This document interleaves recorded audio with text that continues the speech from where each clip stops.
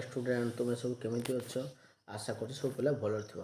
तो पे आज कौन कर तुम षष्ठ श्रेणी गणितर चैप्टर 2 आलोचना करवा विषय ना कौन पे रेखा और कोण। तो पे रेखा और कोण आलोचना करवा। तो बुझा आगे रेखा कोण देख पे देख आम साधारणतः तीन प्रकार बुझा आगे यहाँ हूँ तुम हूँ देख सरल रेखा या कौन दुई पटे तीर थी या कौन कहुए सरल रेखा ख्याल कर रखा सरल रेखा ओके। तो यहाँ गोटे जो तीर अच्छी कौन कहुए रश्मि आगे शिखिन तापर प्रश्न उत्तर आम करवा रश्मि गोटे तीर थी कौन कहुए रश्मि सरल रेखा यहाँ केवल तीर न कौन कहुए रेखा खंड आम आगे जानिले है रेखा खंड। तो रेखा खंड भी जानिले आउे कोण कोण कौन कहते तीन प्रकार कोण तुम जानिच यहाँ हूँ समकोण 90 डिग्री जो कोणर परिमाण 90 डिग्री ताकू समकोण कहुए ओके।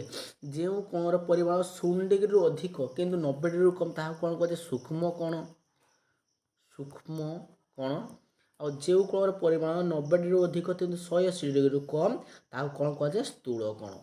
तो बुझीपाल स्थूल कोण।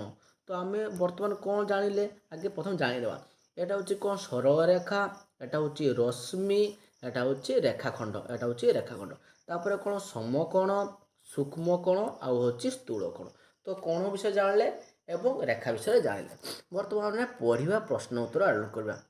प्रथम 2.1 देख कौन देखिए बिंदु पेनसिल मुन साहाଯ୍य कागज गोटे दाग दियो गोटे पेनसिल और पेनसिल कागज गोटे बिंदु दब दाग दब ओके। पेनसिल मुन साथ तीक्ष्ण को सूक्ष्म सृष्टि कर या संपर्क धारणा होची बिंदु कहले कौन बुझ ये गोटे बिंदुटे देल यहाँ गोटे बिंदु कौन कहुए बिंदु कहुए कौन कहुए बिंदु कहुए कौन कहुए बिंदु जे कहते कंपास मुन बसई हो पेनसिल मुन बसई हो ये कौन कहुए बिंदु कहुए मन रख कौन कहुए बिंदु कहुए। तो पे देखिए आम बिंदु देख यहाँ देख तुम जो कंपास अग्रभागर मुनटी ये बसी गोटे दाग होटी भी बस दाग हो कौन कहुए बिंदु कहुए कौन कहुए बिंदु कहुए।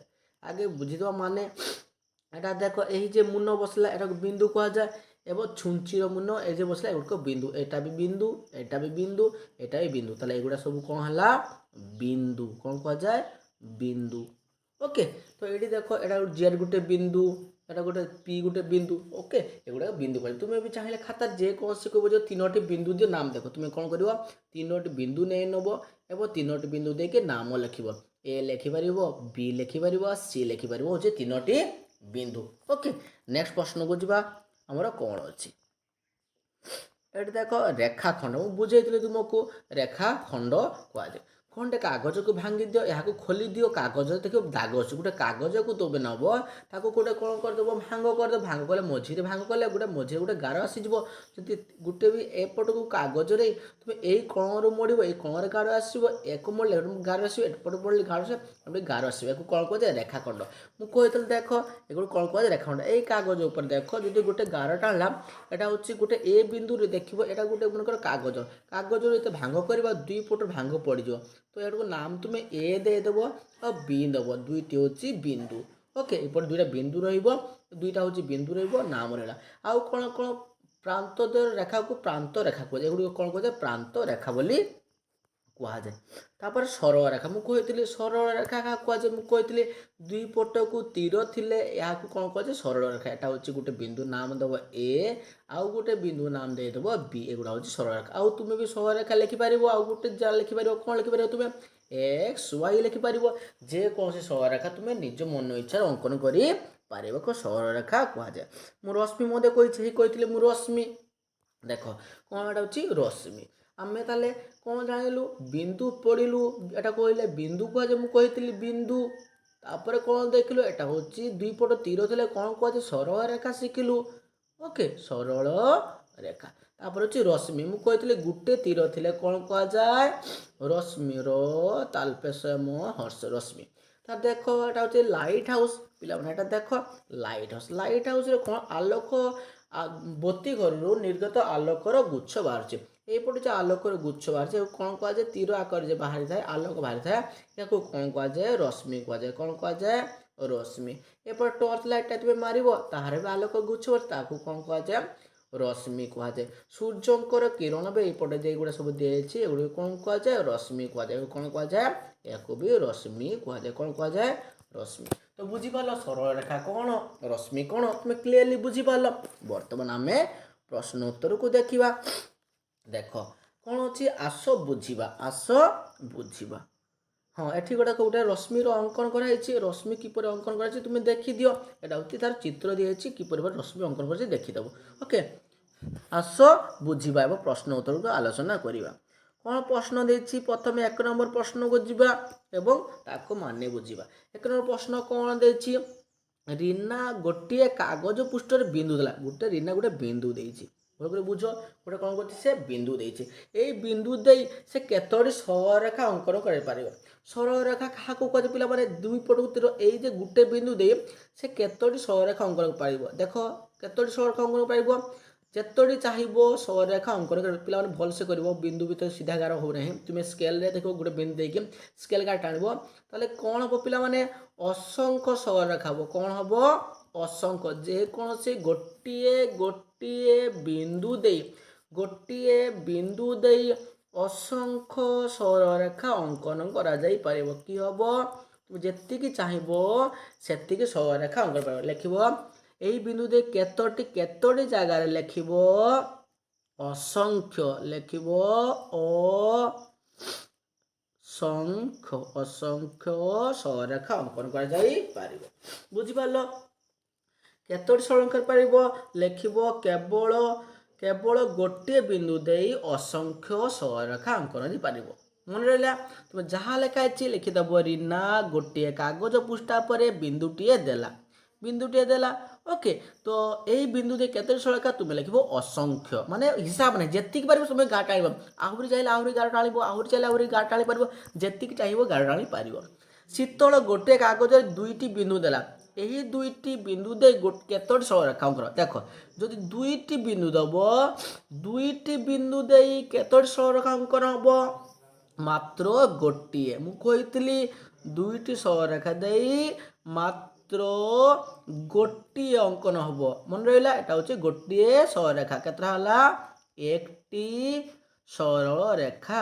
ଏଟା ହେଲା ଗୋଟେ ସରଳରେଖା। ବୁଝିପାରିଲ? କେତୋଟି ସରଳରେଖା ଅଙ୍କନ ହେବ? ଗୋଟିଏ। ଲେଖାଛି କେତୋଟି ଜାଗାରେ ଲେଖିବ? 1ଟି। କେତୋଟି? 1ଟି। ବା ଗୋଟିଏ ବି ଲେଖିଲେ ହେବ। ତୁମେ କେତୋଟି ଜାଗାରେ ଗୋଟିଏ ବି 1ଟି ଲେଖିଦେବ ବା ଗୋଟିଏ ଲେଖିଦେବ। ଗୋଟିଏ।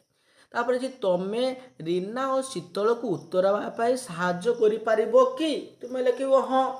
କ'ଣ ଲେଖିବ? ହଁ ମୁଁ ସାହାଯ୍ୟ କରିପାରିବି। ତୁମେ କ'ଣ ଲେଖିବ ଏଠି? ହଁ ମୁଁ ରୀନା ଓ ଶୀତଳକୁ ଉତ୍ତର ପାଇବା ପାଇଁ ସାହାଯ୍ୟ କରିପାରିବି। ସଇଲା, ଖାଲି ହଁ ଲେଖିଦେବ। ହଁ ଲେଖିକି ଯାହା ସାହାଯ୍ୟ କରିପାରିବ ତୁମେ ହଁ ସାହାଯ୍ୟ କରିପାରିବି। ବୁଝିପାରିଲ ପିଲାମାନେ? ତାହେଲେ ପ୍ରଥମଟା ହେଲା ଗୋଟିଏ ବିନ୍ଦୁ ଦେଇ କେତୋଟି ସରଳରେଖା ଅଙ୍କନ କରାଯିବାର କହିଲି। ଏ ଗୋଟେ ସରଳରେଖା ତୀର ଥିବ, ତୀର ତୁମେ ଦେଇଦେବ ଖାତାରେ। ଓକେ, ଖିଆଲ କରି ତୀର ଦେବ। ପ୍ରଥମଟା ହେଲା ଅସଂଖ୍ୟ। ଗୋଟିଏ ବିନ୍ଦୁ ଦେଇ ଅସଂଖ୍ୟ ସରଳରେଖା ଅଙ୍କନ କରାଯାଇପାରିବ। କେତୋଟି? ଅସଂଖ୍ୟ, ମାନେ ହିସାବ କରିପାରିବନି। ଆଉ 2ଟି ବିନ୍ଦୁ ଦେଇ କେତୋଟି ସରଳରେଖା? ନା ଗୋଟିଏ। 2ଟି ବିନ୍ଦୁ ଦେଇ ଗୋଟିଏ। ମୁଁ ଏଠି ଲେଖିଲି କେତୋଟି, ଏଠି ଲେଖିଲି ଗୋଟିଏ। ଏହାର ଉତ୍ତର କେତେ କହିଲି ପିଲାମାନେ? ଏହାର ଉତ୍ତର କହିଲି ଅସଂଖ୍ୟ। ଏଇ ଯେ ବାକ୍ସଟାର ଉତ୍ତର, ଏହାର ଉତ୍ତର ଅସଂଖ୍ୟ, ମାନେ ହିସାବ ନାହିଁ। ଆଉ ଏହି ବାକ୍ସର ଶୀତଳ, ଏଟା ଯେ ରୀନାର, ଶୀତଳର ଉତ୍ତର କେତୋଟି ହେବ? ଗୋଟିଏ। କେତୋଟି ହେବ? ମୁଁ ଏଠି ବୁଝେଇଲି ଗୋଟିଏ। ତୁମେ ସାହାଯ୍ୟ କରିପାରିବ? ତୁମେ ଲେଖିବ ହଁ ମୁଁ ସାହାଯ୍ୟ କରିପାରିବି। ଓକେ, ତ ନେକ୍ସଟ ପ୍ରଶ୍ନକୁ ଯିବା। ଆମର ପ୍ରଶ୍ନ କ'ଣ ଅଛି? 2 ନମ୍ବର ପ୍ରଶ୍ନ। 2 ନମ୍ବର ପ୍ରଶ୍ନ କ'ଣ ଦେଇଛି ଦେଖିବା। ଚିତ୍ର 2.4 ଦେଇଥିବା ରେଖାଖଣ୍ଡ ଗୁଡ଼ିକ ନାମିତ କର। ଚିହ୍ନ ହେଇଥିବା 5ଟି ବିନ୍ଦୁ ମଧ୍ୟରୁ କେଉଁ ବିନ୍ଦୁ ଗୁଡ଼ିକର ରେଖାଖଣ୍ଡ ଅବସ୍ଥିତ? ତ କେଉଁ ଗୁଡ଼ିକ 2ଟି ସମାସ୍ତିକ ଲେଖିବ। ପ୍ରଥମେ ଲେଖାଯିବ ଏହି ଯେ 2 ଚିତ୍ର, ଏହି ଚିତ୍ରଟା ଦେଇଛି। ଏହି ଚିତ୍ରକୁ ଦେଖି ପ୍ରଥମେ କ'ଣ ଦେଇଛି? କେଉଁ ବିନ୍ଦୁ ଗୁଡ଼ିକର ରେଖାଖଣ୍ଡ ଉପରେ ଅବସ୍ଥିତ? କି ବିନ୍ଦୁ ଅବସ୍ଥିତ? ଲେଖିବ ରେଖାଖଣ୍ଡ ଗୁଡ଼ିକ ହେଲା, ପ୍ରଥମେ ପ୍ରଶ୍ନ ରେଖାଖଣ୍ଡ। ଲେଖିବ ରେଖାଖଣ୍ଡ ନାମ ଦେଇଛି। ଲେଖିବ ରେଖାଖଣ୍ଡ। ମୁଁ ପ୍ରଥମରୁ କହିଛି ଯଦି ଖାଲି ଗୋଟେ ଗାର ଥିବ ତୀର ନଥିବ ତାହାକୁ ଆମେ ରେଖାଖଣ୍ଡ କହୁ। କ'ଣ କହୁ? ରେଖାଖଣ୍ଡ। କ'ଣ କହୁ? ରେଖାଖଣ୍ଡ। ଏଇଟା ତୀର ନାହିଁ, ଦେଖ ଏ ଚିତ୍ରରେ ତୀର ଗୋଟେ ବି ନାହିଁ। ରେଖାଖଣ୍ଡ ଗୁଡ଼ିକ ହେଲା, ତୁମେ ଲେଖିବ ରେଖାଖଣ୍ଡ ଗୁଡ଼ିକ ହେଲା। ହେଲା ପରେ କ'ଣ ଦେବ? ଟିକେ ଗାର ଦେଇଦେବ ପିଲାମାନେ। ଗାର ଦେଇକି ଲେଖିବ। କି ନାମ ହେଲା ଦେଖିଦେବା। ଏଇଠିରୁ ଏଇଠି ଗୋଟେ ରେଖାଖଣ୍ଡ, ଗୋଟେ ହେଇଗଲା ଆମର LM। ଆଉ ଲେଖି ସାରିଲା ପରେ ଉପରେ କ୍ଲିୟରଲି ଗାର ଦେବ। ପିଲାମାନେ ଉପରେ କ'ଣ କରିବ?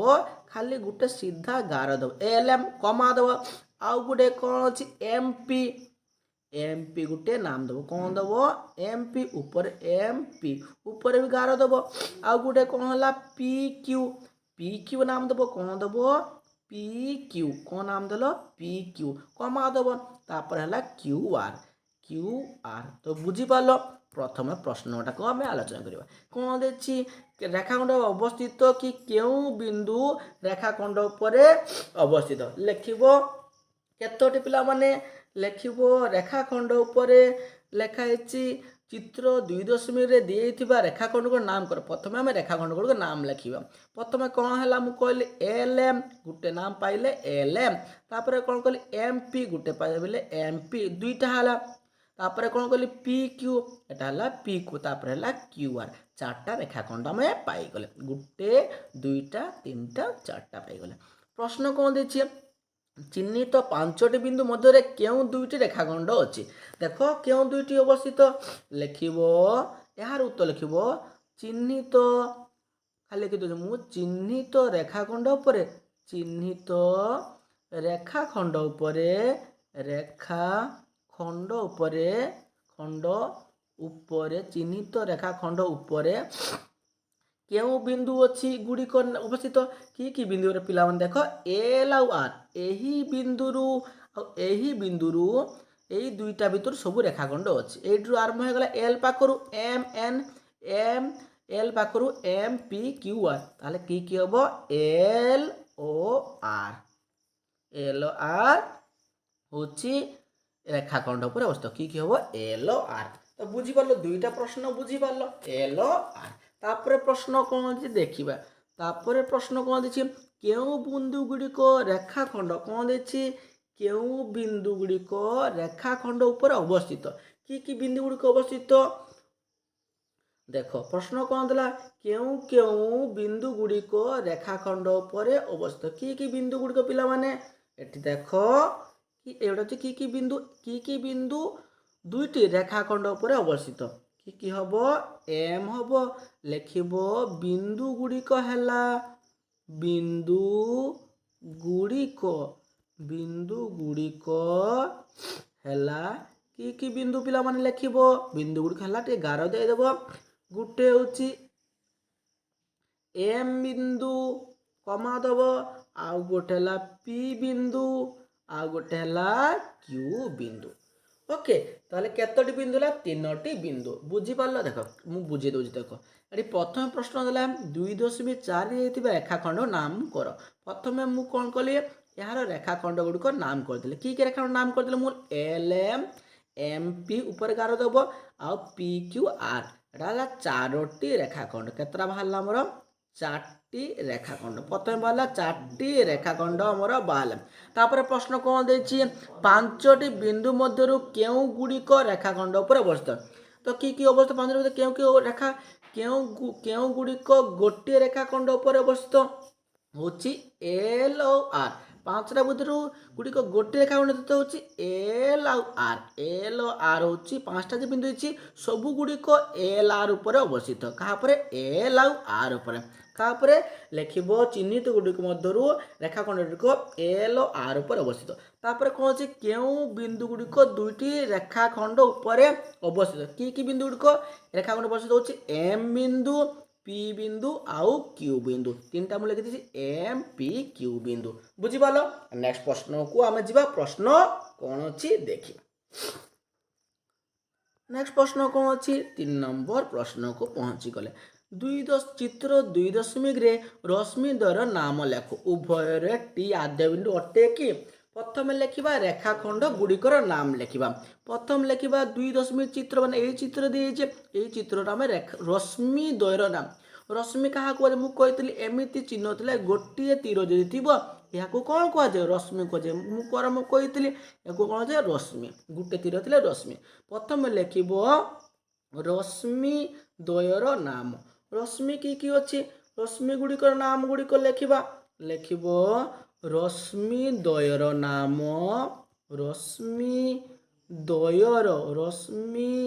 द्वयर नाम रश्मि द्वयर नाम लिख कि रश्मि अच्छी गार देदेव देख ये कि रश्मि अच्छी कि रश्मि अच्छी पिला माने देख गोटे है टी ए रश्मि गोटे तीर अच्छी गोटे बाहर आमर टी ए ऊपर तीर चिन्ह दब मु बारंबार कहती जो चित्र दब से चित्र तुम दब आ कमा दब आ गोटे कौन लिखाई रश्मि तुम्हें टी ए आउ टी बी दुईटा सारा अच्छी देख टी एन भी लिखिपार टी बी भी लिखिपार ओके तो तुम्हें लिखिपार ये देख लिखिपार तुम्हें टी ए लिखि सारी मु टी ए आउ गोटे कौन लिख टी बी लिखिपार टी बी ओ लिखिपार टी एन टी एन किंतु टी एन लेखा ना तो तुम्हें कौन कौन आम पाइलु उत्तर गुड़िक तुम्हें कौन कौन लिखिदेव गोटे लिखिदेव टी बी गोटे रश्मि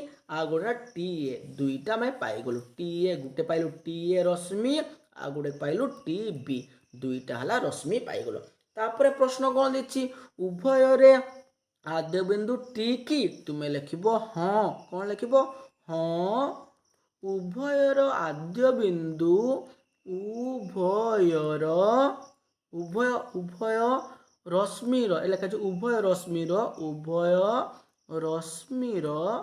उभय रश्मिर टी जमती अच्छे लिखा टी आद्य बिंदु अटे टी आद्य बिंदु अटे देख से हाँ केमती लिखले आम कहीं आम हाँ लिखले देख कौन कही उभय रश्मिर माने टी ए रश्मिर आउ टी बी रश्मिर उभयर आद्य बिंदु होची टी देखिदेव चित्र टी आउथे करी देख एमती चित्र थिला देखि एठी गोटे तीर थिला एठी गोटे तीर थिला एटा नाम देइतला ए एटा नाम देइतला बी देख ए आउ कौन देछि नाम देछि एठी टी अछि ओके जदि आम धरिबा ए टी रश्मि धरते यार भी आद्य बिंदु एठी को आसछि ओके आउ यार भी आद्य बिंदु एठी आसछि ताहले हाँ उभय रश्मिर आद्य बिंदु अटे उभय रश्मिर आद्य बिंदु टी अटे मन रहा हाँ उभय रश्मिर टी आद्य बिंदु अटे बुझीपाल प्रश्न कौन देता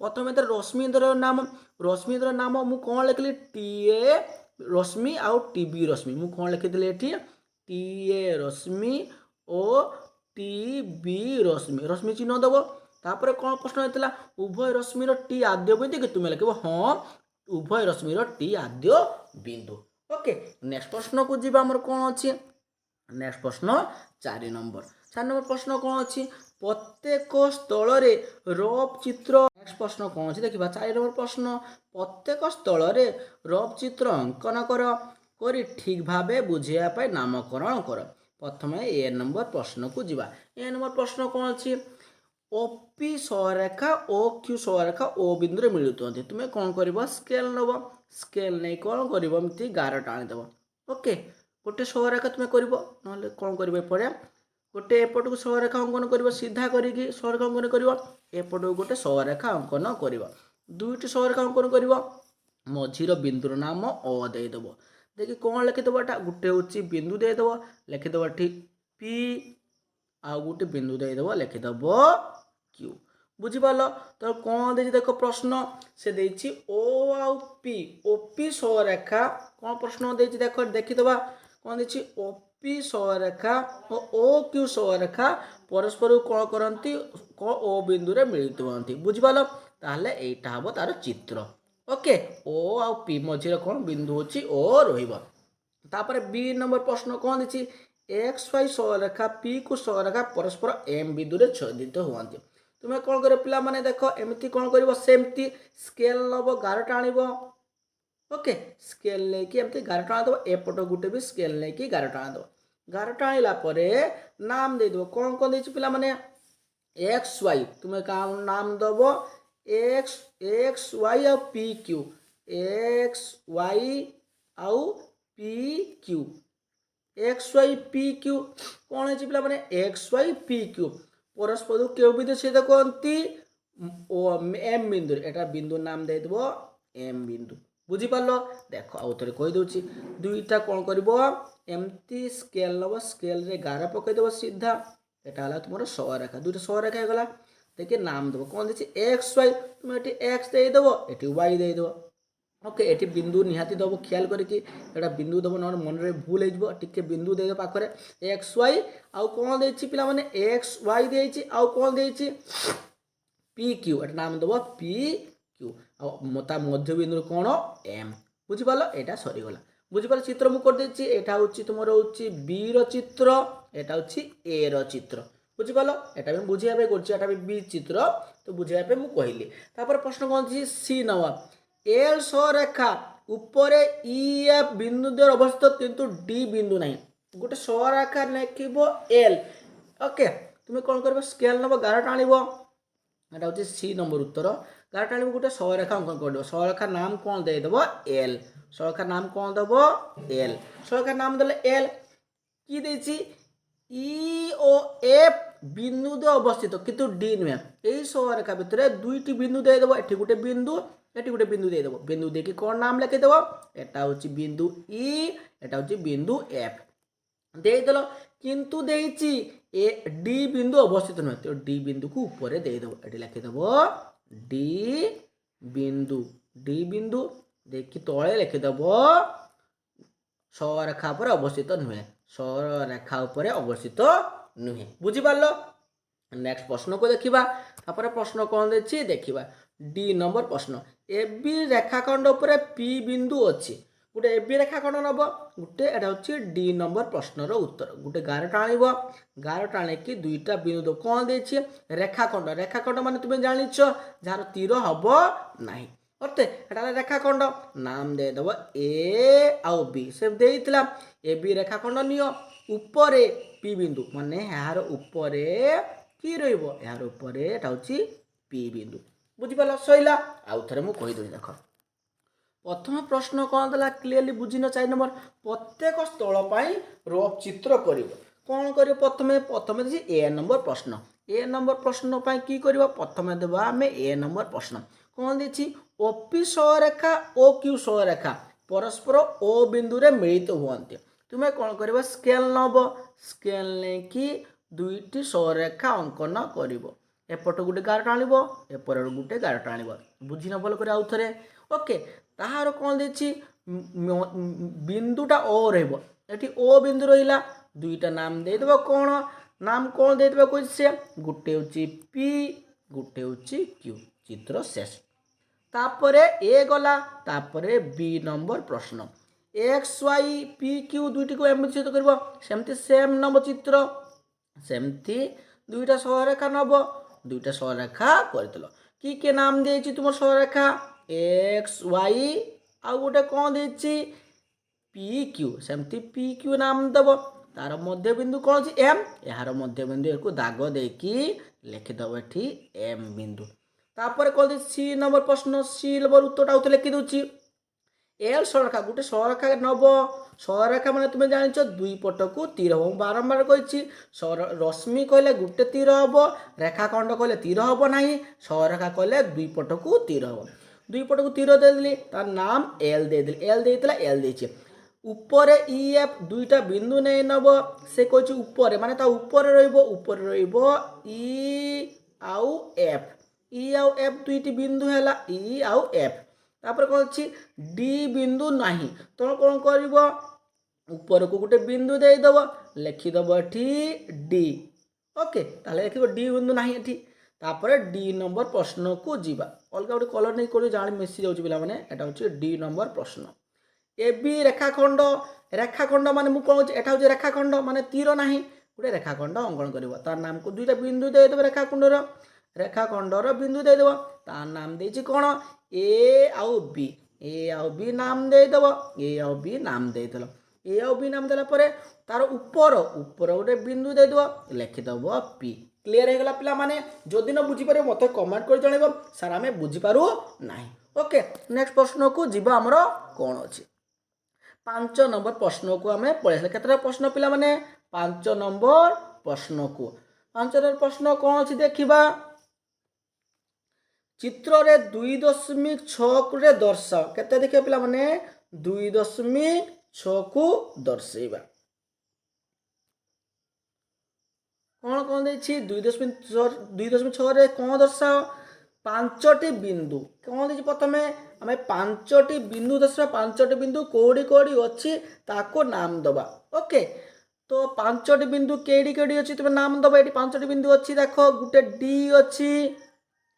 ओके प्रथमे बी रु जा बी सी ओ ई डी एगुड़ा हूँ बिंदु प्रथम कही एटा कौन कहुए बिंदु एक कौन कहुए गोटे बिंदु को कौन कहुए एगुड़ा को बिंदु एगुड़ा कौन कहुए बिंदु। तो बिंदु केतरा पाइला 5टी 11 टाणी लेख 5टा बिंदु नाम होची कौन कौन पाइले बी पाइले गोटे है बी कमा दब गोटे पाइले कौन पाइले सी बी सी तापरे ओ तापर कौन पाइले आउ ई आउ डी एटा हला 5टी हला ए जे रंग दे चाहूथरे एटा होची बिंदु एटा बिंदु एटा बिंदु एटा बिंदु एटा बिंदु एटा बिंदु तो 5टा बिंदु हमें पाई गले। तापर नेक्स्ट प्रश्न बी नंबर प्रश्न कौन अच्छे गोटे सररेखा अंकन कर सररेखा केडी अच्छी देखा दुई पट को तीर थी ताले डी आउ बी अच्छी एपट को तीर अच्छी एपट को तीर अच्छे सररेखार नाम कौन पाइले आम सररेखार नाम कौन पाइले बी आउ डी सररेखा दुई पट को तीर दब। ओके ऊपर तीर दब एटा बीडी सररेखा कहीं एठी एठी एटा होची सररेखा। तापर नेक्स्ट प्रश्न कौन अच्छी 4टी रश्मि रश्मि माने कौन गोटे तीर थी यहाँ रश्मि कहे मुझे प्रथम कही गोटे तीर थिले रश्मि तो गोटे तीर केडी केडी अच्छी देख ये चित्रटारे केडी केडी गोटे तीर अच्छी एठी गोटे तीर अच्छी एठी गोटे तीर अच्छी एठी गोटे तीर अच्छी एठी गोटे तीर अच्छी तो 4टा रश्मिर नाम कौन कौन लिख तुम्हें लिखिदे रंग गोटे अलग नौ क्लीयरली तुम्हें बुझीपार एटा हूँ सी नंबर प्रश्न सी नंबर प्रश्न उत्तर लिखिद तलकू टिके बुड़ी देखी लिखिदेव ओ सी गोटे रश्मि ओ सी एठी गोटे रश्मि अच्छी आउ गोटे कौन ओ बी गोटे रश्मि। ओके आउ की रश्मि अच्छी ओडी रश्मि अच्छी ओडी आउ कौन अच्छी ई डी 4टा रश्मि तुम्हें पाइगल मान जेडी गोटे गोटे तीर थी एटा को रश्मि कहुए। तापरे आउ गोटे आम रंग नवा डी नंबर प्रश्न कौन अच्छी 5टी रेखाखंड माने तीर नथिबो एगुड़ा होची रेखाखंड माने तीर फिर किछि नाही फाका। ओके रेखाखंड नाम एटी डी गोटे रेखाखंड एटी गोटे रेखाखंड एटी गोटे रेखाखंड। ओके तो नाम लिखा डी नंबर उत्तर कि हम गोटे हूँ रेखाखंड डी ऊपर गार दब रेखाखंडर तापर अच्छी ईओ ऊपर गार दब तापर है ओ बी ऊपर गार दब तापर हूँ बी ऊपर गार दब तापर हूँ ओ सी 5टी रेखाखंड हो गला गोटे गोटे चेक कर आमर उत्तर ठीक ना भूल 5टी बिंदु गोटे है बी बिंदु गोटे सी बिंदु गोटे ओ बिंदु गोटे ई बिंदु गोटे डी बिंदु 5टा बिंदु फास्ट पाईगले ए नंबर प्रश्न उत्तर गोटे सररेखा बी डी हूँ गोटे सररेखा कि नाम देले बी आउ डी 4टी रश्मि O C O B O D आउ ई डी तापर 5टी रेखाखंड कि नाम देले D E O O B B D आउ ओ सी एटा हूँ 5टी रेखाखंड 5टी रेखाखंड। नेक्स्ट प्रश्न को जीवा प्रश्न कौन अच्छी देखा नेक्स्ट प्रश्न कौन अच्छी एठारे कौन देछि पिला माने एठारे ओ रश्मि दे 2.7 चित्र को देख एवं ओ बिंदु आरंभ करी ए बिंदु एछि तुमे एहाकू ओ बी नामकरण करि पारिबो कि प्रश्न कौन देछि तुमे ताहाकू ओ बी नामकरण करि पारिबो कि तुमे लिखिबो हाँ उत्तर कौन हबो हाँ तो हाँ तो आमे कहि देले जे ओ बी को ओ बी को आमे नामकरण रश्मि नामकरण करि परिबा तो कहीं तार उत्तर तो लिखा पड़ो आम कहीं कहवा रश्मिगण तो ए नंबर प्रश्नर उत्तर लिख कौन लिख उत्तर लिख ओ ଓ ଏହାର କ'ଣ ଲେଖିବ ପିଲାମାନେ ଓ ଏହାର ପ୍ରାରମ୍ଭିକ ବିନ୍ଦୁ କ'ଣ ଲେଖିବ ଓ ଏହାର ପ୍ରାରମ୍ଭିକ ବିନ୍ଦୁ ଆଗେ ଲେଖିଦେଲ ଓ ହେଉଛି ପ୍ରାରମ୍ଭିକ ବିନ୍ଦୁ ଓ ହେଉଛି ଏଠୁ ଆରମ୍ଭ ଓ ହେଉଛି ପ୍ରାରମ୍ଭିକ ବିନ୍ଦୁ ଏବଂ ଏବଂ କ'ଣ ଲେଖିବ ବି ଏବଂ ବି ଏହି ବି ହେଉଛି ଏହି ରଶ୍ମି ଉପରେ ଅବସ୍ଥିତ ଏହି ରଶ୍ମି ଉପରେ ବି ହେଉଛି ଏଠି ଆରମ୍ଭ ବି ହେଉଛି ଏହି ରଶ୍ମି ଉପରେ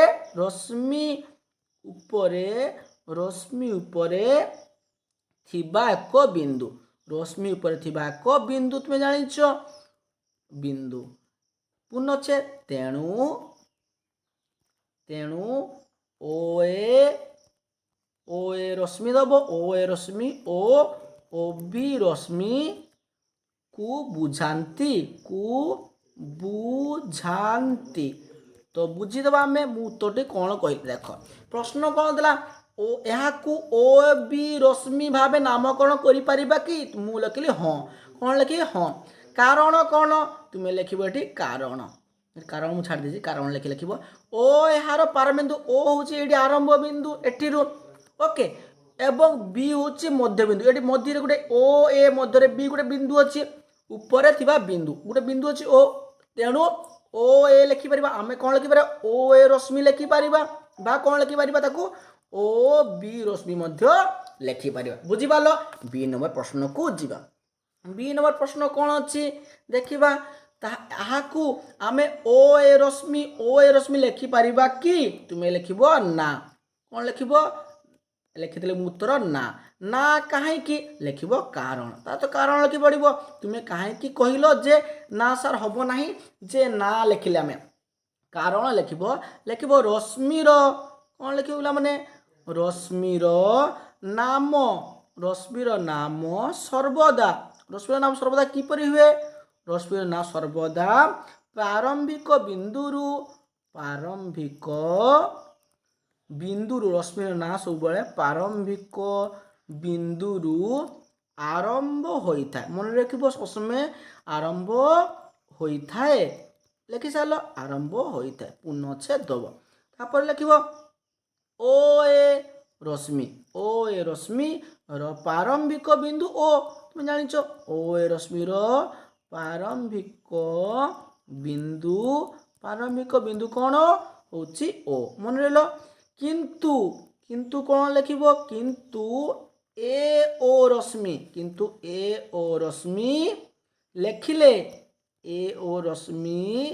ଲେଖିଲେ ପ୍ରାରମ୍ଭିକ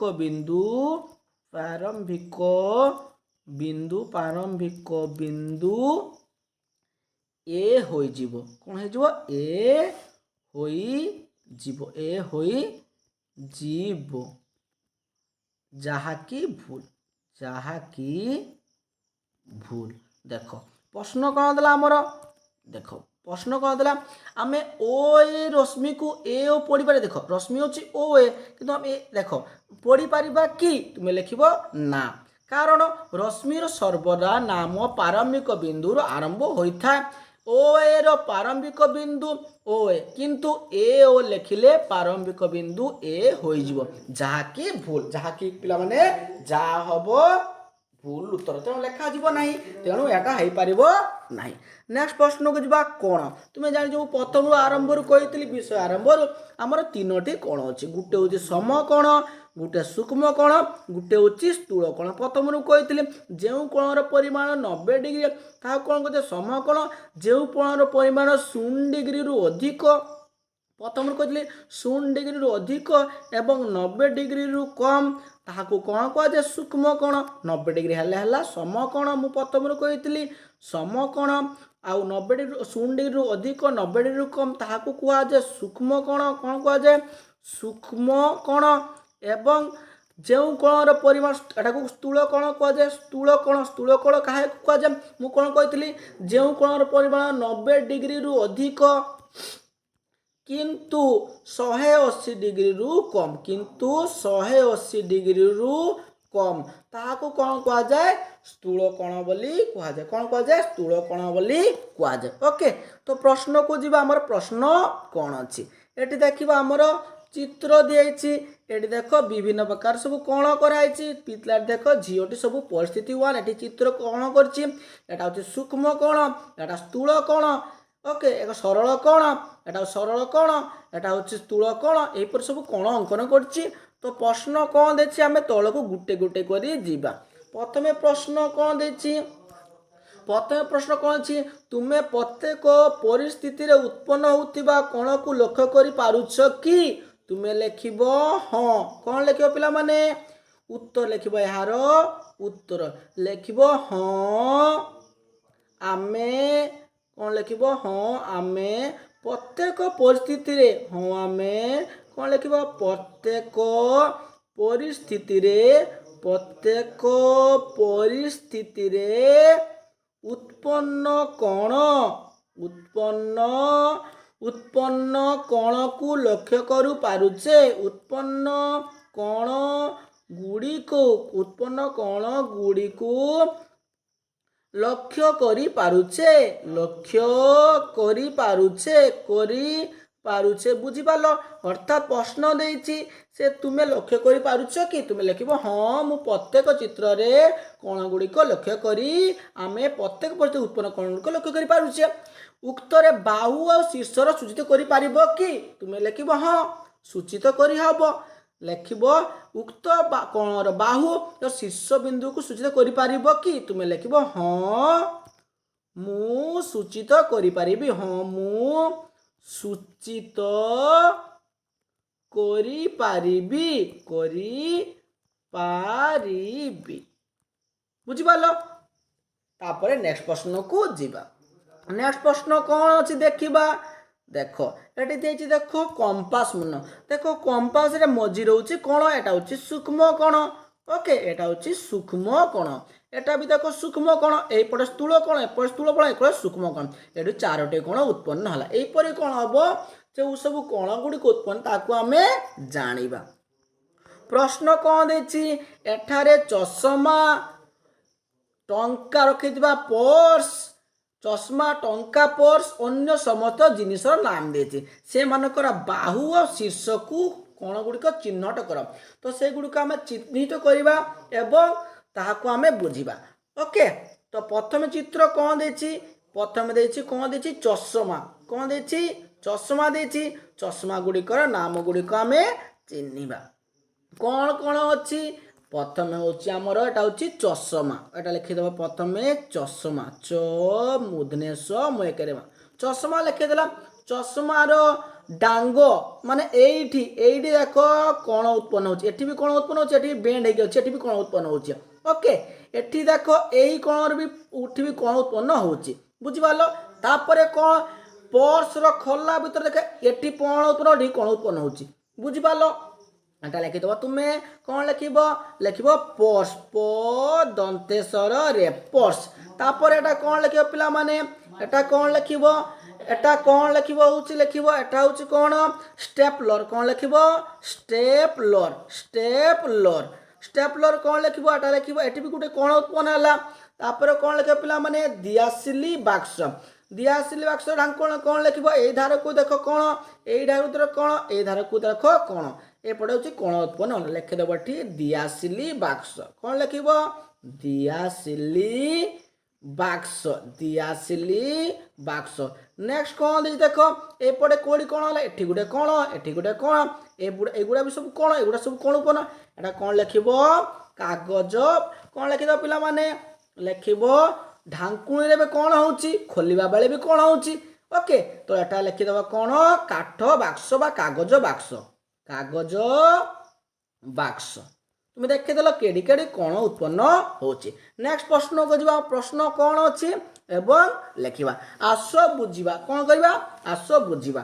ତଳେ ଦିଆଯାଇଥିବା ଚିତ୍ର ଗୁଡ଼ିକର କୋଣ ଗୁଡ଼ିକର ଖୋଜି ପାରୁଛ କି? ପ୍ରଥମ ପ୍ରଶ୍ନ କ'ଣ ଅଛି ତଳେ ଦେଇଥିବା ଚିହ୍ନ ଗୁଡ଼ିକର କୋଣ ଗୁଡ଼ିକ ତୁମେ ଖୋଜି ପାରିବ କି? ତୁମେ ଲେଖିବ ହଁ ଖୋଜି ପାରିବା। ଲେଖିବ ହଁ ମୁଁ କୋଣ ଗୁଡ଼ିକୁ ଖୋଜି ପାରିବି। ହଁ ମୁଁ କଣ ଗୁଡ଼ିକୁ ହଁ ମୁଁ କଣ ଗୁଡ଼ିକୁ ଗୁଡ଼ିକୁ ଖୋଜି ପାରିବି। କ'ଣ ଲେଖିବ? ହଁ ମୁଁ କ'ଣ ଗୁଡ଼ିକୁ ଖୋଜି ପାରିବି। ପୂର୍ଣ୍ଣଚ୍ଛେଦ ଦେଇଦେବ। କ'ଣ ଅଛି? ଏହାର ଗୋଟିଏ କ'ଣ ଗଠନ କରୁଥିବା ରଶ୍ମି ଅଙ୍କନ କର। ଶୀର୍ଷବିନ୍ଦୁ ନାମ ଲେଖ। ତ କ'ଣ ଗୁଡ଼ିକ ପାଇବା? କ'ଣ ଗୁଡ଼ିକ ଆମେ କ'ଣ ଲେଖିବା? କି କ'ଣ ଅଛି? ଲେଖିବ କ'ଣ ଗୁଡ଼ିକ ହେଲା। ଲେଖିବ କ'ଣ ଗୁଡ଼ିକ। ପ୍ରଥମେ କ'ଣ ଗୁଡ଼ିକ ଆମେ ଲେଖିବା। କି କ'ଣ ଅଛି? କ'ଣ ଗୁଡ଼ିକ ହେଲା କି କ'ଣ? ଏ ବି ସି କ'ଣ? ଆଉ କି କ'ଣ ହବ ପିଲାମାନେ? ବି ସି ଡି କ'ଣ? ଆଉ କ'ଣ ହବ? ସି ଡି ଏ କ'ଣ? ଆଉ କ'ଣ ଲେଖିବ? ଡି ଏ ବି କ'ଣ? ଡି ଏ ବି କ'ଣ? ଏହା ତାପରେ ଲେଖିଛି ଏହାର ଶୀର୍ଷ ବିନ୍ଦୁ ନାମ। ତାପରେ ଲେଖିବ ଶୀର୍ଷ ବିନ୍ଦୁ ଗୁଡ଼ିକ ହେଲା। କ'ଣ ଲେଖିବ? ଶୀର୍ଷ ବିନ୍ଦୁ ଗୁଡ଼ିକ ହେଲା। ଶୀର୍ଷ ବିନ୍ଦୁ ଗୁଡ଼ିକ ହେଲା। ଶୀର୍ଷ ବିନ୍ଦୁ ଗୁଡ଼ିକ କ'ଣ ପିଲାମାନେ? ତୁମେ ଲେଖିବ ବି ସି ଡି ଆଉ ଏ। ତ ବୁଝିଦେବା ଆମେ ପ୍ରଶ୍ନ କ'ଣ ଦେଲା। ପ୍ରଥମେ ପ୍ରଶ୍ନ ତଳେ ଥିବା କ'ଣ ଗୁଡ଼ିକ ଲକ୍ଷ୍ୟ କରିପାରୁଛ? ତୁମେ ଲେଖିବ ହଁ ମୁଁ କ'ଣ ଗୁଡ଼ିକୁ ଖୋଜି ପାରିବି। ତାପରେ ସେ କ'ଣ ଗୁଡ଼ିକ ଲେଖ। କ'ଣ ଗୁଡ଼ିକ ହେଲା ଏ ବି ସି କ'ଣ, ବି ସି ଡି କ'ଣ, ସି ଡି ଏ କ'ଣ, ବି ଡି ଏ କ'ଣ। ତାପରେ ଅଛି ଶୀର୍ଷ ବିନ୍ଦୁ ଗୁଡ଼ିକ ନାମ ଲେଖ। ଶୀର୍ଷ ବିନ୍ଦୁ ଗୁଡ଼ିକ କ'ଣ କଲା? ବି ହେଲା, ସି ହେଲା, ଡି ହେଲା ଆଉ ଏ ହେଲା। ପ୍ରଥମେ ପ୍ରଶ୍ନ ବୁଝିଲ। ତାପରେ କ'ଣ ଦେଇଛି? ଏହି ଚିତ୍ରଟି ଏଟା ଦେଇଛି ଗୋଟେ ଝରକା ଆକାର ଦେଇଛି। ତ ପିଲାମାନେ ଲେଖିବ ଝରକାରେ ଲେଖାଯାଇଛି କ'ଣ ଗୁଡ଼ିକ। ଏଟା ଶୀର୍ଷ ବିନ୍ଦୁ କ'ଣ ଦେଇଛି ପିଲାମାନେ? ଏଟା କ'ଣ ଦେଇଛି ପିଲାମାନେ? ଶୀର୍ଷ ବିନ୍ଦୁ ଗୁଡ଼ିକ କ'ଣ ହେଲା ଦେଖିବ। ଶୀର୍ଷ ବିନ୍ଦୁ ଗୁଡ଼ିକ କ'ଣ ହେଲା? ତୁମେ ଲେଖିବ ଏହାର ଲେଖିବ ଚାରୋଟି ହେଲା ଶୀର୍ଷ ବିନ୍ଦୁ। ଲେଖିବ ଏହାର ଶୀର୍ଷ ବିନ୍ଦୁ। ଏଟା ଶୀର୍ଷ ବିନ୍ଦୁ ଲେଖିବ ଚାରୋଟି ଶୀର୍ଷ ବିନ୍ଦୁ।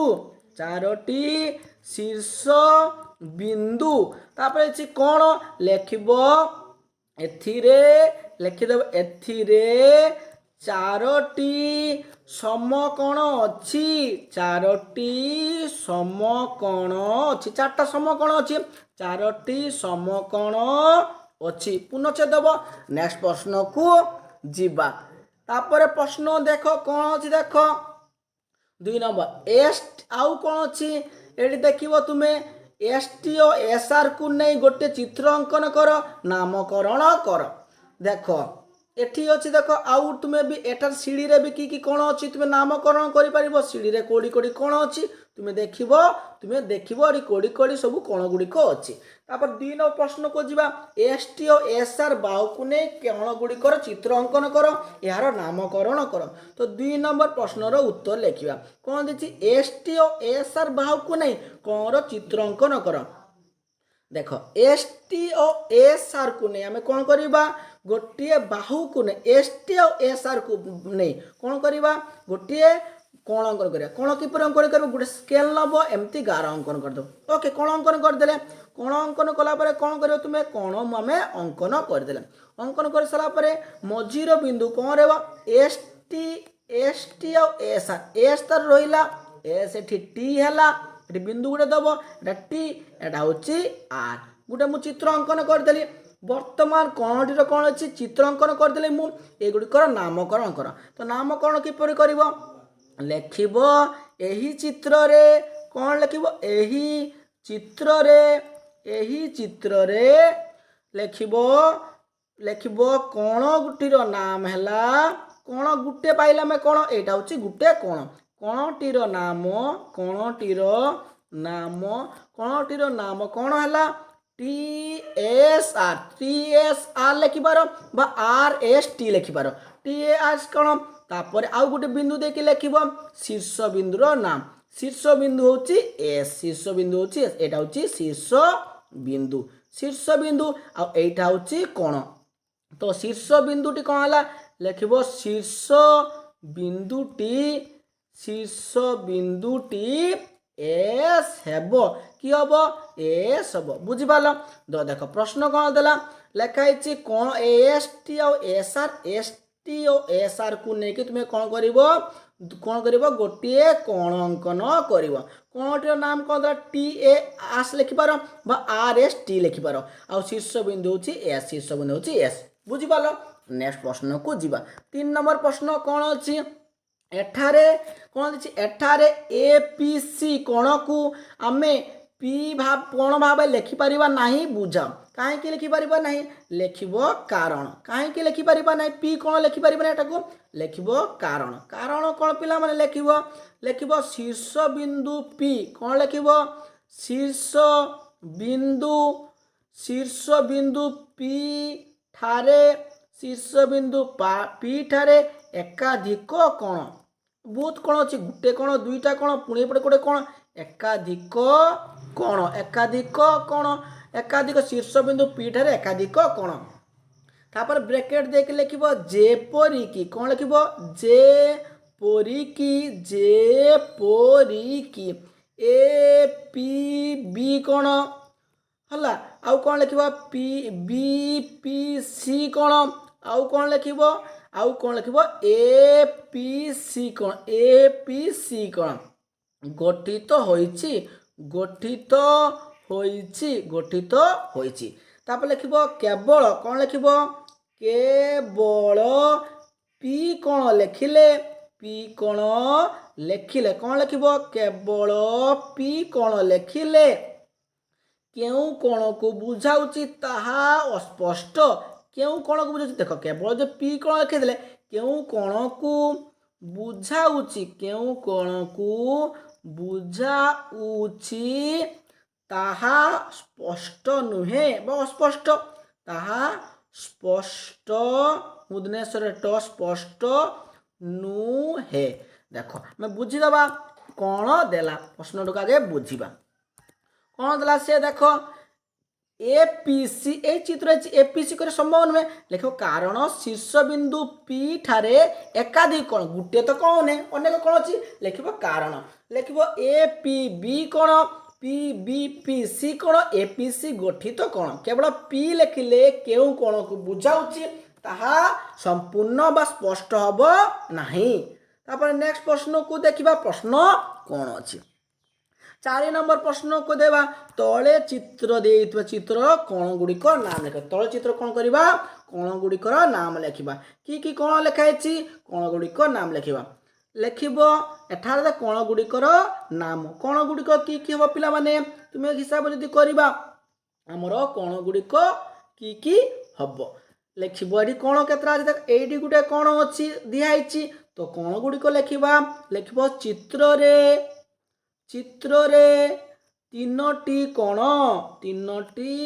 तीनटा कोण दिहाइछि देखिब दाग दिहाइछि तीनोटी कोण हैला की तीनटा कोण गुटे होछि कोण लिखिब पी टी क्यू एही कोणटा कोण लिखिब पी टी क्यू कोण चिन्ह दब कमा आ गोटे क्यू टी आर एही कोण हैला क्यू टी आर कोण चिन्ह दब आउ गोटे कोण लिखिब पी टी आर माने पूराटा कोण लिखिब पी टी आर तो बुझी पाल देख आउथरे मु कहि दोछि एटा देख एठी गुटे कोण हला एठी गुटे कोण एटा पूराटा गुटे कोण मु कोण लिखली देख पी एटा गुटे पी टी क्यू एठी गुटे कोण हे गला आ गुटे कोण लिखली मु क्यू टी आर एठी गुटे कोण हे गला एई कोण गुटे हे गला एई कोण गुटे हे गला आउ एटा पूराटा आ गुटे पी टी आर बुझी पाल नेक्स्ट प्रश्न को जीवा कोण अछि तुमे गोटिए सरलरेखार नथिबा तीनोटी बिंदु खातार चिन्हट कर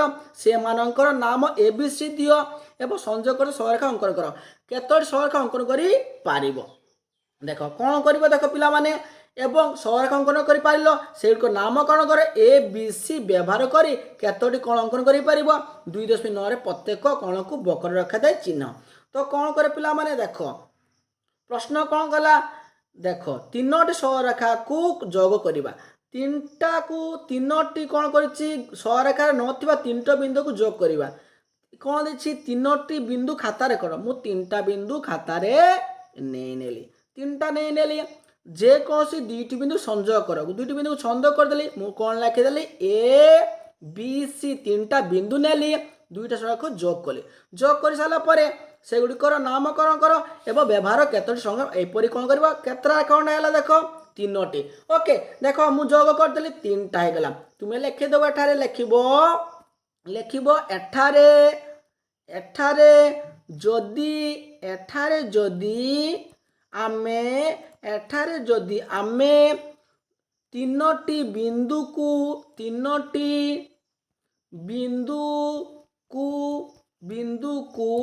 ଅଲଗା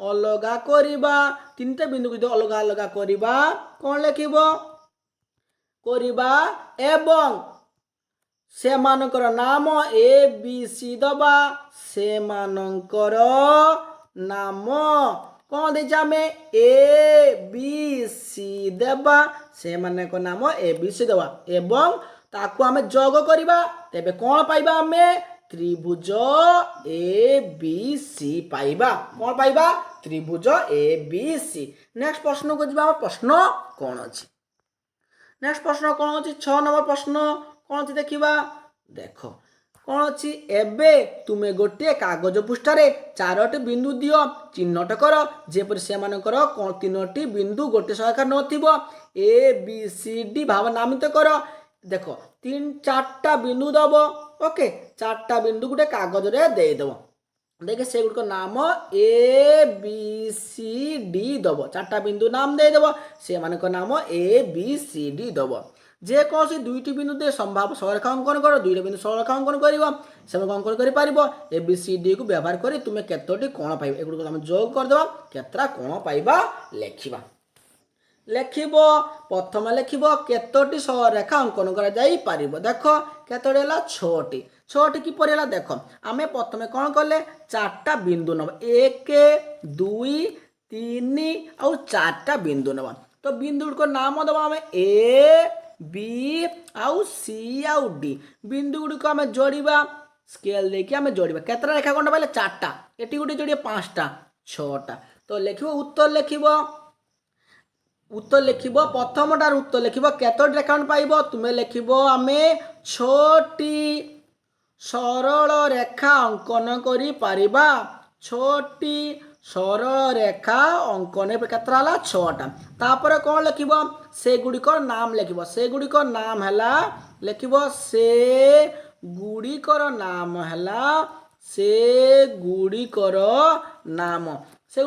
କ'ଣ ହେଲା ଲେଖିବ ଏ ବି କମା ଦେବ ବି ସି ତାପରେ ଲେଖିବ ସି ଡି ତାପରେ କ'ଣ ଲେଖିବ ଏସ୍ ସି ତାପରେ କ'ଣ ଲେଖିବ ଆଉ ବି ଡି ନାମ ହେଲା 1 2 3 4 5 ଆଉ ଗୋଟେ ଛାଡ଼ି ଦେଇଛି ମୁଁ A B B C C D S C ଆଉ ଗୋଟେ ଲେଖିଦେବ ଡି ଏ ଓକେ 6ଟି ରେଖାଖଣ୍ଡ ହେଲା ତାପରେ କ'ଣ ଦେଇଛି କେତୋଟି କୋଣ ହେବ ଲେଖିବ ଆଉ ଗୋଟେ ବିନ୍ଦୁ ଦେଇକି ଲେଖିବ କେତୋଟି କୋଣ ଲେଖିବ 12ଟି କୋଣ ହେବ କେତୋଟି କୋଣ ହେବ 12ଟି କୋଣ ଅଙ୍କନ ହେବ କେତୋଟି 12ଟି କୋଣ ହେବ କେତେଟା କୋଣ ଗୁଣିବ ତୁମେ 12ଟି କୋଣ ହେବ କେତେଟା କୋଣ ହେବ ଏପରି ଗୁଣିବ ତୁମେ 12ଟି କୋଣ ହେବ କେତେଟା କୋଣ 12ଟି କୋଣ କିନ୍ତୁ ଆମେ ମୁଖ୍ୟତଃ 4ଟି କୋଣ ଲେଖିବା ଆମେ ମୁଖ୍ୟତଃ 4ଟା କୋଣ ଲେଖିବ ଏ ବି ସି ଡି ଓକେ ତ ଆମେ ମୁଖ୍ୟତଃ ଏ ବି ସି ଡି କୁ ନେଇ 4ଟା କୋଣ ଲେଖିବେ 4ଟି କୋଣ ଲେଖିବା 4ଟି କୋଣ ଲେଖିବା 4ଟା କୋଣ କ'ଣ ଲେଖିବ ଗୋଟେ ହେଉଛି ଏ କୋଣ ଗୋଟେ ହେଉଛି ବି କୋଣ ଗୋଟେ ସି କୋଣ ଗୋଟେ ଡି କୋଣ ବୁଝିପାରିଲ ନେକ୍ସଟ ପ୍ରଶ୍ନକୁ ଆମେ ଯିବା ପ୍ରଶ୍ନ କ'ଣ ଅଛି କୋଣମାନଙ୍କ ମଧ୍ୟରେ ତୁଳନା ଏଠି ଦେଖ ପ୍ରଶ୍ନ କ'ଣ ଦେଇଛି କୋଣମାନଙ୍କର ଭିତରେ ତୁଳନା କରିବା କ'ଣ ହେଇଛି ତଳେ ହେଇଥିବା ଚିତ୍ରମାନଙ୍କର ପ୍ରାଣୀଙ୍କର ଖୋଲା ମୁହଁ ଏଠି ଖୋଲା ମୁହଁ ସବୁ ଦିଆଯାଇଛି ଚିତ୍ରମାନଙ୍କର ଖୋଲା ମୁହଁ ଦିଆଯାଇଛି ତୁମେ କିଛି ପ୍ରାଣୀକୁ ଲକ୍ଷ୍ୟ କରୁଛ କି ତୁମେ ଲେଖିବ ହଁ ତାପରେ ଯଦି ହଁ ପ୍ରତ୍ୟେକର ବାହୁ ଶୀର୍ଷ ବିନ୍ଦୁ ଚିହ୍ନଟ କର କିଛି ମୁହଁ ସେମାନଙ୍କ ଅପେକ୍ଷା ଖୋଲା ଅଛି ପାଟି ଖୋଲା ଅଛି ବଡ଼ ଅଛି ସେଗୁଡ଼ିକ କ'ଣ ଚିହ୍ନିବା ଏବଂ ପାରିବ କି ଲେଖା ହେଇଛି କ୍ରମାନ୍ୱୟରେ ସାନରୁ ବଡ଼ କ୍ରମ ପାରିବ କି ତୁମେ ଉତ୍ତର ଲେଖିବ ହଁ ପ୍ରଥମଟା ମୁଁ ଲେଖିଦେଉଛି ପିଲାମାନେ ସେମିତି ଖାତାରେ ଲେଖିନିଅ ପ୍ରଥମେ ଲେଖିବ ହଁ ବିନ୍ଦୁ ଗୋଟେ ଦେଇଦେବ ଲେଖିଦେବ ହଁ ପଶୁମାନଙ୍କର ମୁହଁ ହଁ ପଶୁମାନଙ୍କ ଖୋଲା ମୁହଁରେ ପଶୁମାନଙ୍କ ଖୋଲା ମୁହଁରେ କ'ଣ ସୃଷ୍ଟି ହେଉଛି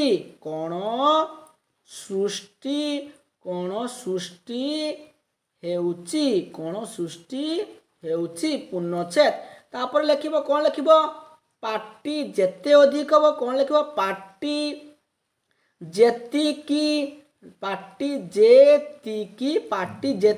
ଅଧିକ ଖୋଲିବ ପାଟି ଯେତେ ଅଧିକ ଖୋଲିବ କ'ଣ ଲେଖିବ ପାଟି ଯେତିକି ଅଧିକ ଖୋଲିବ କ'ଣ ସେତିକି ବଡ଼ ହେବ କ'ଣ ସେତିକି ଅଧିକ ବଡ଼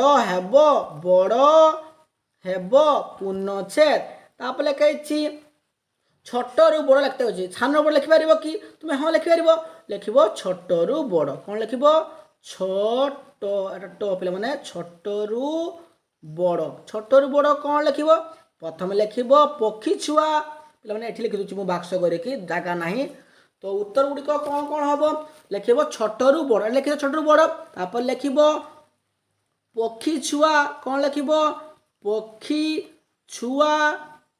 ଛୁଆ ଲେଖିବ ତାଠାରୁ ବଡ଼ ହେଉଛି କିଏ ମାଛ ତାଠାରୁ ବଡ଼ କିଏ ସାପ ତାଠାରୁ ବଡ଼ କିଏ କୁମ୍ଭୀର ଏତିକି ହେଲା ତୁମର ଉତ୍ତର ବୁଝିପାରିଲ କେମିତି ମୁଁ ଲେଖିଲି ପ୍ରଥମେ ଲେଖିବ କହିଦେଉଛି ଆଉ ଥରେ ତୁମେ କ'ଣ ଲେଖିବ ହଁ ପଶୁମାନଙ୍କ ଖୋଲା ମୁହଁରେ କ'ଣ ସୃଷ୍ଟି ହେଉଛି ପାଟି ଯେମିତି ଅଧିକ ଖୋଲିବ କ'ଣ ସେତିକି ଅଧିକ ବଡ଼ ହେବ ଛୋଟରୁ ବଡ଼ ଲେଖିବ ପକ୍ଷୀ ଛୁଆ ମାଛ ଛୁଆ ସାପ ଆଉ କୁମ୍ଭୀର। ନେକ୍ସଟ ପ୍ରଶ୍ନକୁ ଯିବା ପ୍ରଶ୍ନ କ'ଣ ଅଛି ତାପରେ କ'ଣ ଅଛି ଦୁଇଟି କ'ଣ ତୁଳନା କରଣ ସବୁବେଳେ ସହଜ ହେଇଥାଏ ତୁମେ ଦେଖ ଦୁଇଟି କ'ଣ ସବୁବେଳେ ସମାନ ତୁଳନା ଥାଏ ତୁମେ କ'ଣ ଲେଖିବ ନା କ'ଣ ଲେଖିବ ନା ସବୁବେଳେ ସହଜ ହେଇନଥାଏ କ'ଣ ଲେଖିବ ନା ସବୁବେଳେ ସହଜ ହୋଇନଥାଏ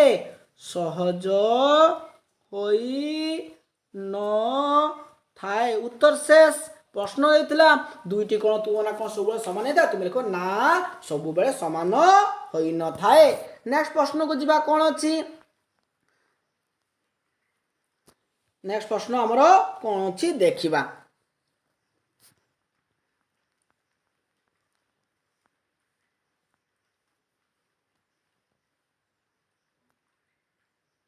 ଏଠି ହେଉଛି ଦେଖ ଆସ ବୁଝିବା କ'ଣ କରିବା ଆସ ବୁଝିବା ଏଠି ପିଲା ପ୍ରଶ୍ନ ଆସିଗଲା ଏକ ନମ୍ବର ପ୍ରଶ୍ନ ଗୋଟେ ଆୟତକାର କାଗଜ ପୃଷ୍ଠାକୁ ଭାଙ୍ଗି ଦିଅ ପରେ ସୃଷ୍ଟି ହୋଇଥିବା ଭାଙ୍ଗ ଉପରେ ରେଖାଖଣ୍ଡ ଅଙ୍କନ କର ଗୋଟେ ଆୟତକାର ନେବ ପୃଷ୍ଠାକୁ ତୁମେ କ'ଣ କରିବ ଚଉତି ଦେବ ଭାଙ୍ଗ କରିଦେବ ଭାଙ୍ଗ କରି ଦେଖିବ ମଝିରେ ଗୋଟେ ଗାର ସୃଷ୍ଟି ହେଲା ଓକେ କାଗଜର ଭାଙ୍ଗ ଧାର ମଧ୍ୟ ଗୋଟିଏ କ'ଣ ଗୁଡ଼ିକ ତୁଳନା କର ଏବଂ ଆୟତକାର ପୃଷ୍ଠ ବିଭିନ୍ନ ଏକାଭଳି ଭାଙ୍ଗ କର କ'ଣ ଗୁଡ଼ିକ ତୁଳନା କର ତୁମେ ପାଇତ ସବୁଠୁ ବଡ଼ ଛୋଟ କୋଣକୁ ଲେଖିବ ତ ଏକ ନମ୍ବର ଉତ୍ତରକୁ ମୁଁ ଲେଖିଦେଉଛି ତୁମେ ଖାତାରେ ଲେଖିନିଅ ପ୍ରଥମ ହେଉଛି ଏକ ନମ୍ବର ପ୍ରଶ୍ନର ଉତ୍ତର ଆମେ ଲେଖିବା ଏଇଟା ହେଉଛି ଆମର ଏଇ ଯେ ଆସ ବୁଝିବା କ'ଣ ଲେଖିଦେବ ତୁମେ ଆସ ବୁଝିବା ଲେଖିଦେଇକି ମୁଁ ବୁଝି ଦେଉଛି ଆସ ଏଇ ପ୍ରଶ୍ନଟା ଯେଟା ମୁଁ ବୁଝେଇଲି ଆସ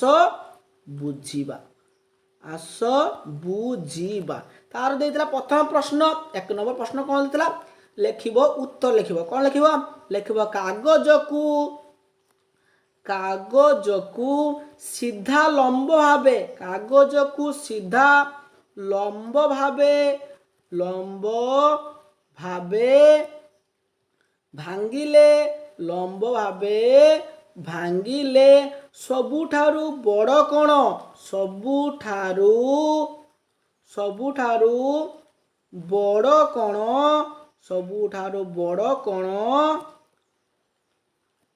ହେଉଛି 90 ଡିଗ୍ରୀ ହେବ ଦେଖ କାଗଜକୁ ଯଦି ଆମେ ଭାଙ୍ଗ କରିବା ସବୁ ସମାନ କ'ଣ ହେବ ଯେତିକି ଭାଙ୍ଗ କରିବ ସବୁ ସିଧା ଆସିବ ଓକେ ଯେପଟେ କର ସିଧା ଆସିବ ସବୁଠାରୁ ବଡ଼ କ'ଣ 90 ଡିଗ୍ରୀ ହେବ ତାପରେ ପୂର୍ଣ୍ଣଚ୍ଛେଦ ଦେବ ତାପରେ ଲେଖିବ କାଗଜକୁ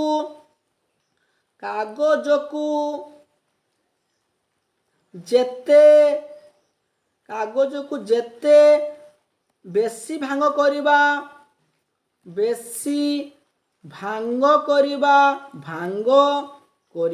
କାଗଜକୁ ଯେତେ ବେଶୀ ଭାଙ୍ଗ କରିବା ତେବେ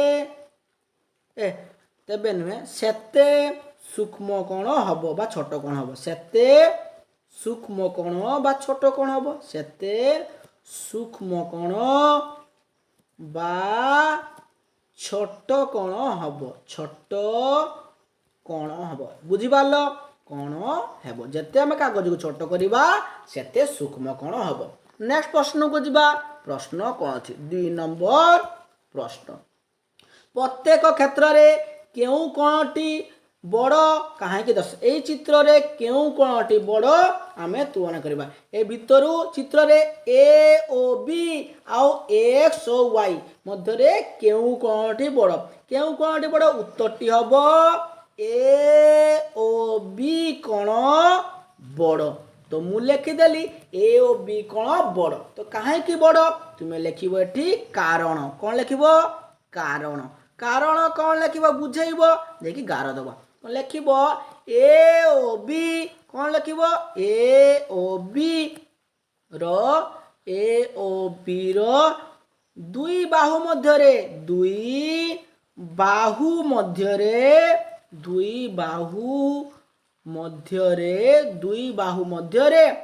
ଥିବା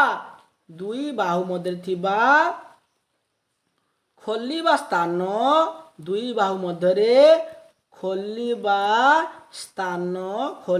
ସ୍ଥାନ ଏକ୍ସ ଓ ୱାଇ କୋଣ ତୁଳନାରେ ଅଧିକ। ଦେଖିଦେବା ଆମେ ପ୍ରଶ୍ନର ଉତ୍ତର ଲେଖିଲେ ମୁଁ ବର୍ତ୍ତମାନ ବୁଝେଇବି। ଦେଖ କ'ଣ କହିଲା ସେ এই দুইটা ভিতରୁ ଏ ଓ ବି କୋଣ ଆଉ ଏକ୍ସ ଓ ୱାଇ କୋଣ ମଧ୍ୟରେ କିଏ ବଡ଼ କିଏ ସାନ। ଦେଖ ପ୍ରଥମେ ହେଇଛି ଏ ଓ ବି ମାନେ ଏଇ କୋଣଟା। ওকে এই কোণটা পুরাটা এ ও বি আর কিছু এক্স ও ওয়াই মানে এই ছোট কোণটা এক্স ও ওয়াই মানে কলর নেই দেখুছি তোমাকে এই কোণটা। ওকে এই ছোট কোণ তুমি দেখা করো এই কোণ বড় না এই কোণ লিখব এ ও বি যে দুই বাহু খোলিবা স্থানটা বড় আউ এক্স ও ওয়াই ভিতরে তুলনা হচ্ছে ছোট তাঠার অধিক। বুঝিপাল। নেক্সট প্রশ্নকু যা এটা সইলা। বি নম্বর প্রশ্ন এ ও বি আউ এক্স ও বি ভিতরে কিয়ে বড় एक्स लिखब एक्स ओ बी बड़। तो एक्स ओ बी बड़ कहीं यार उत्तर लिखब मुझे कहीदेली तुमको जे एक्स ओ बी बड़ माने एक्स ओ बी बड़ माने यही कोणटा बड़। तो बड़ कहीं तुम्हें कौन लिखब यार उत्तर लिखब कारण। कारण लिखब उत्तर कारण लिखब ए ओ बी कोण हेउची ए ओ बी कोण हेउची ए ओ बी कोण हेउची एक्स ओ बी रो एक अंश एक्स ओ बी रो एक अंश। तेणु कोणटी बड़। तेणु एक्स ओ बी कोणटी बड़ एक्स बी कोणटी बड़। बुझिपाल कारण ए ओ बी हेउची एक्स बी रो एक अंश। तेणु एक्स बी कोणटी बड़। एटा गला बी रो उत्तर। एटा होची बी रो उत्तर एटा होची ए रो उत्तर। बुझिपाल। तापर नेक्स्ट सी को जिबा। सी नंबर प्रश्न कोन अछि देखिबा। एक्स बी आ एक्स सी भितर बड़ किए लिखिबो एक्स ओ सी कोण बड़। एक्स सी कोण बड़ तो तार कारण लिखिब कारण। कारण कहीं बड़ लिखिब एक्स ओ सी कोण रो बाहु एक्स ओ सी कोण रो बाहु। ओके तुम देखो भी जे एक्स ओ बी एटा छोट एटा एक्स ओ बी बड़ रो बाहु दय अधिक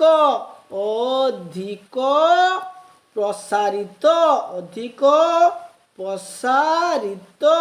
बुझिपाल। एक्स सी रो बाहुदय अधिक प्रसारित। तापरे प्रश्न को जीवा हमर प्रश्न कौन देछि। नेक्स्ट प्रश्न कौन देछि देखिबा। केउ कोणटी सबुठे बड़ निर्णय कर तुम सांग सहित आलोचना। तो पिला लिखब केउ कोणटी सबुठारु बड़ सबुठारु कोण कोण ए ओ सी कोण तुम लिखिदेव एठी ए ओ सी कोण सबुठारु बड़ सबुठारु बड़ कहीं ना कारण ए ओ सी तार प्रसारित बेसी। नेक्स्ट प्रश्न को जीवा 3 नंबर प्रश्न को जीवा आमर कौन देछि 3 नंबर प्रश्न कौन देछि लिखिबा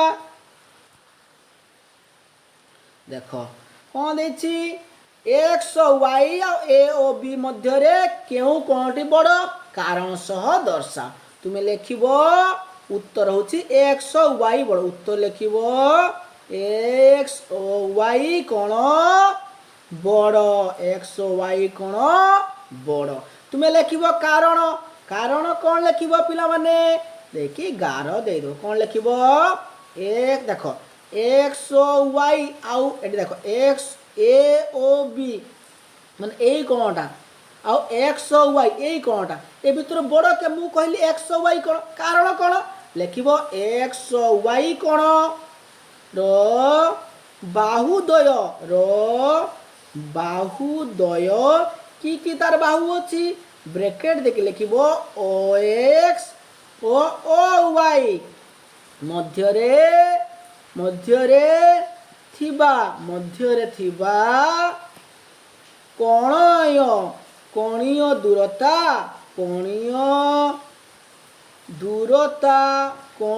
दूरता ए ओ बी रो बाहुद्वय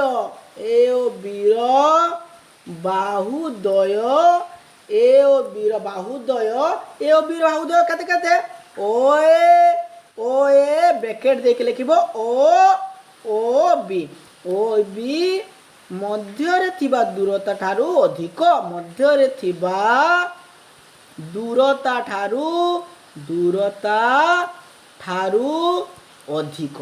अधिक तो बुझिला देख आउ थे कही दूसरी देख ए दुटारे बड़ किए मुझे कहली एक्स वाई बड़ कहीं देख एक्स ओ वाई एतिक जगह रोचे ए ओ बी एतिक जगह रोचे तुम लिख एक्स वाई कोण बाहुद्वय ओ एक्स ओ वाई कोणीयर दूरता ए ओ बी बाहुद्वयर दूरता ठारू अधिक प्रसारित अधिक लंब ओके।